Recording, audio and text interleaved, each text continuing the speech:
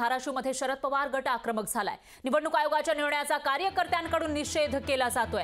कार्यकर्त्यांनी जोरदार घोषणाबाजी सुद्धा या ठिकाणी केलेली आहे। तर आज धाराशिव शहरातील डॉक्टर बाबासाहेब आंबेडकर यांच्या पुतळ्याजवळ केंद्रीय निवडणूक आयोगाचा निषेध नोंदवण्यात आलाय। त्यावेळी कार्यकर्त्यांनी जोरदार घोषणाबाजी केलेली आहे। तेव्हाची ही दृश्य आपण लोकशाही मराठीच्या माध्यमातून बघू शकताय। 25 वर्ष पक्ष वाढवला।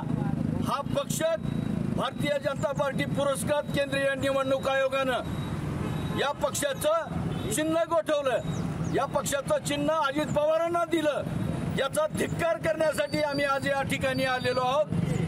केंद्रीय निवडणूक आयोगानं राष्ट्रवादी हा पक्ष देशाचे नेते पवार साहेबांनी स्थापन केलेला असताना सुद्धा हा पक्ष गद्दारानं या पक्षाचं चिन्ह बहाल केलं। केंद्रीय निवडणूक आयोगाला आम्ही सांगू इच्छितो की केंद्रीय निवडणूक आयोगानं भाजप पुरस्कृत हे काम थांबवावं। हे काम लोकशाही आणि संविधान वाचवण्याच्या दृष्टीनं अत्यंत घातक आहे।